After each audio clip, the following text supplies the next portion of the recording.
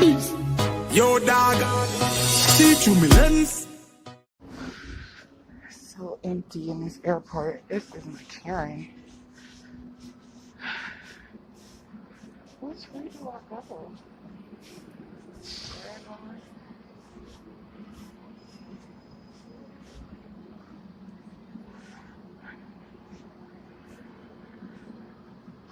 The red line to D gate will arrive shortly. Hey, what's going on?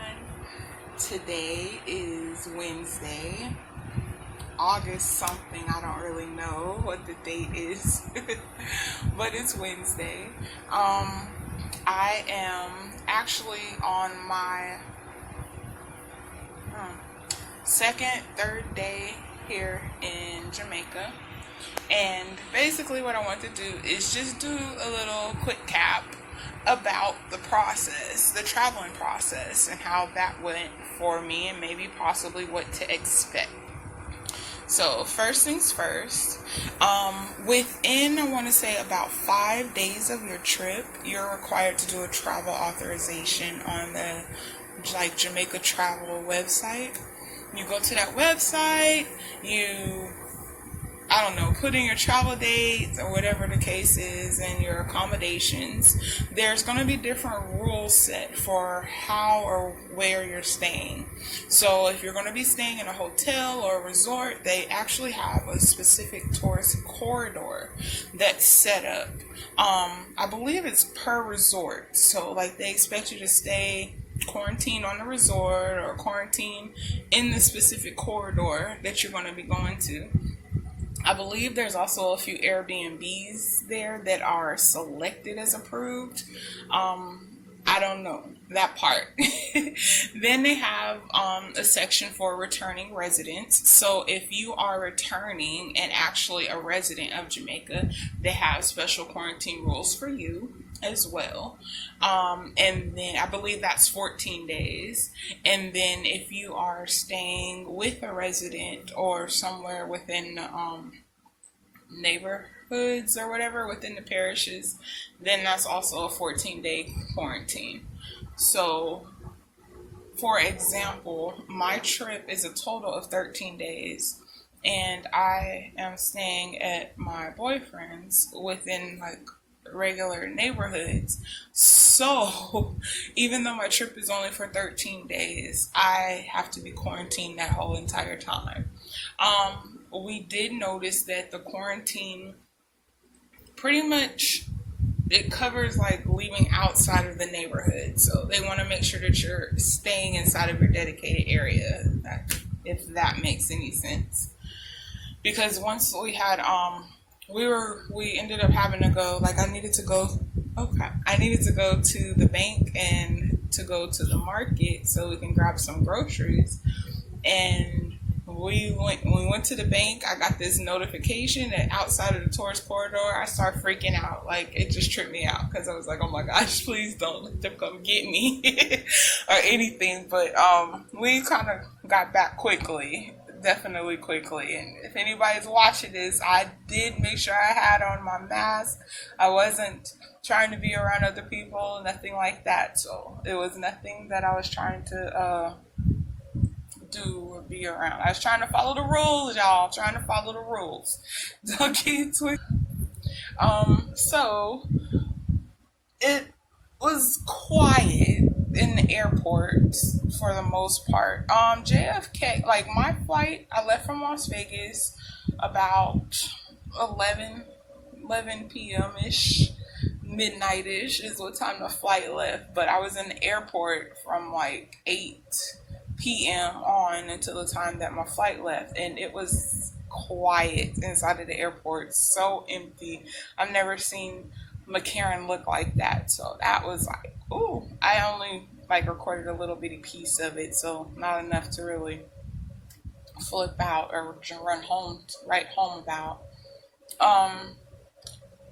Boarded my flight from Las Vegas and flew into JFK in New York City.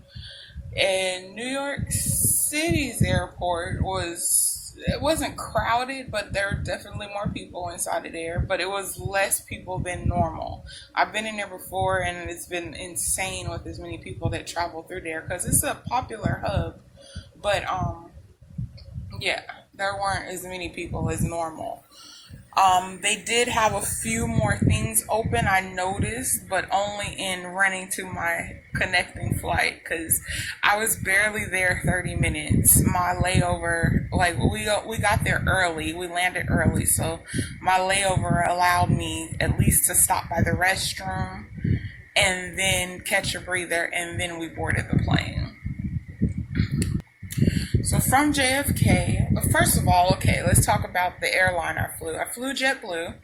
JetBlue seems to have been doing a really good job with, like, during the pandemic and their safety measures. Like, it was kind of weird. You can kind of, like, tell the difference in the air inside of the plane. I don't know. It felt like you could. I was actually assigned a seat that was like at the very very front because the guy that was helping me on the phone, like regarding my flight, because I had so much drama with my flight because it got changed multiple times due to the coronavirus and them trying to make sure that they were filling the planes up to where they needed to in order to gain profit and not lose so much. JetBlue was definitely making sure that the center seats are emptied. Also with that, they're trying to, like, it's like a cross, like the way that they have you sitting down. So say I'm sitting in the front seat by the window. The middle seat would be open, and then potentially the end seat would be open if in the 3-seater row.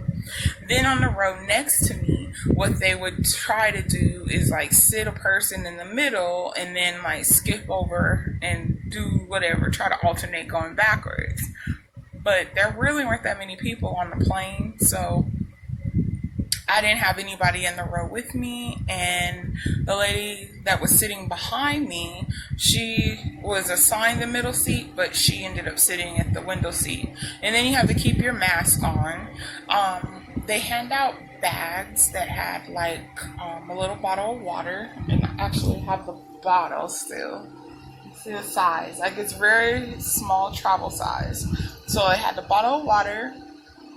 It had like some type of little Nutri-Grain bar or something like that. And then, what was it? Oh, a bag of cookies, some napkins, and some sanitizer wipes. So I thought it was pretty cool. Interesting, trying to keep it. So then once we landed at Montego Bay, basically we had to wait on board, and then they had someone from the Ministry of Health come on the plane and mention to us how they were expecting us to like get off of the plane, and then explaining the process of what was going to happen next. So the process at Montego Bay's airport, basically we exited the plane from front to back, get off the plane, and then you come upon 2 lines. There was a line on the right where everyone that was 55 years of age or older, or in a wheelchair, or I believe if you're traveling with babies, you can be in that right line. Or VIP, you got Club Mobe. So if you were VIP through Club Mobe, you were also on the right. On the left was everybody else. So I went to the left. Of course, the left takes a little bit longer in time, but whatever. You just go through the motions. Waited through that line about an hour and a half, maybe 2 hours. I want to say it was about 2 hours that we had to wait in that line, because by the time you got through the front, when you get through that line, you sit with someone from the Ministry of Health. They will ask you some questions, go over, I don't know, your travel history, where you originally came from for your destination. They aren't necessarily doing testing on site at the airport anymore, but I think what would happen is that they would recommend you to go to one of the facilities inside of the parish or neighborhood that you're staying in, should they decide that you would need to take a test. My situation, she sat, talked to me. She originally thought that I came from New York. And so when I corrected that, I told her, no, I came from Las Vegas, Nevada. And she was like, oh, okay. And then I had to also let her know, I'm like, yeah, I took a test, like within the 10-day window that you would have had to if it was required of you anyway for your travel authorization. But I didn't necessarily need it. I guess it made her feel, that make him, like it's a good thing. Like, hey, thank you for taking the test. I showed her the test and how the results are negative, and she was cool. Sorry, I'm all over the place. These mosquitoes and tore me up already. So I did that. Once I finished with her, that was probably like 25 minutes maybe. Finished with her, then I went through immigration. You go through immigration. Immigration was pretty quick, painless. Yeah, very quick and painless through immigration. After immigration, you go and get in another line and you're standing there for customs. Also, with the customs setup is where they explain the rules of your stay. So if you're going to be staying so many days, come in this line. If you're going to stay at this place, stand in that line, and have a person to go over, like representative again from the Ministry of Health, to go over your further rules. So with the further rules, basically, it's good to have like yourself a little thermometer. It doesn't have to be anything fancy. I had got this one from the drugstore. My little light. Little light is gleaming off of it. But I got this digital thermometer for like $6. And then also what they do is that they hand you a packet. And with this packet, basically it has the instructions of your home quarantine. It tells you that you are responsible for recording your daily activities. They want you to record any visitors that come to the house or any visitors that you're around. You basically have to record their name, address, telephone number, and then their relationships. Also in here you have a log. So you can see where I started my log. And basically you just write like if you had the symptoms, whether you write yes or no. You write your temperature for the day. And yeah, the type of check that you do. And basically that's about it. With the app that is installed, which is a good thing to have the app installed before you get to the airport. That way you can cut down on a lot of time. The guy that helped me was very pleased that I had installed the app prior to my arrival at the airport. And he was so happy that he was trying to give me his phone number. But just have it installed before you go, and they'll walk you through setting up the process of your first video check-in. I have learned that the video check-in, you only technically do it when the app prompts you to. Someone from the Ministry of Health will alert you on the app and tell you like, hey, check in. And when you check in, you're just recording like a little 5-second video, recording the video, stating the number that's sent to you through text or through like secured email. You have to repeat that number in your video, and then that's your check-in. Pretty much that's it. You enter your temperature in on a little prompt on the app. So that's that.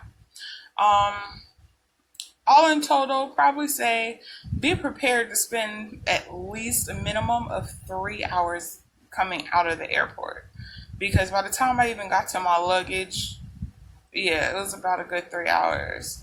And then when I called him to let him know that I was coming out, like there was no point in him sitting and waiting at the airport because it took that long. So yeah, once you get past the Ministry of Health first step, the rest isn't as bad or as timely. That was probably the longest wait, the longest process, and then you're good. So that was that. I don't know. They are very strict with the quarantine, so just a heads up. So say for example you get complacent with them not calling you or texting you to check in or anything like that. I have heard that they have sent people to people's homes, like, or wherever the addresses is that they are in quarantine. And yeah, I don't think people want that too much, them to pop up at your home. Um, so yeah, just make sure that you're following the rules and trying to be safe and precautious as much as possible. Um, I don't know.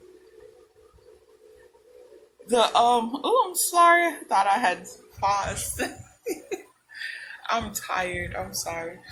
So definitely the quarantine is different. Being quarantined at home versus being quarantined like at a resort or a hotel.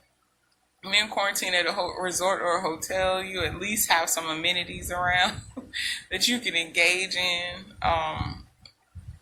Yeah, you're confined to a certain portion, but still you have some amenities that you can take advantage of. Being quarantined at home is just what it is. You quarantine at home. I feel like, I don't know. I guess even more apt for this shit just to be over with. I wish I could have extended this trip a little bit longer so that I could at least indulge in a few things after the 14 days. But we've already discussed like my return or when I was coming back, so we'll figure out those details a little. I don't know. We'll see. Stay tuned. Stay tuned. But other than that, I think that covers it for the most part. It's not as strenuous as I've seen other people try to make it sound. Just pretty straight to the point. There is a notification and a warning like don't do any non-essential traveling when you come out here. Which, I mean, don't come out here and think like, hey, it's party time or I'm going to do this and do that. That's not what it's all about. Like, at least if you're going to come for, I guess, non-essential type activities, then I would suggest that you wait. I would say, okay, maybe wait it out a little bit and see how things unfold in the next few months. But besides that, I don't know. It just is what it is. But I shall say my goodbyes, say peace out, enjoy, stay safe, practice social distancing, wash your hands, and just follow by the rules. It's not as bad as it seems. All right, take care.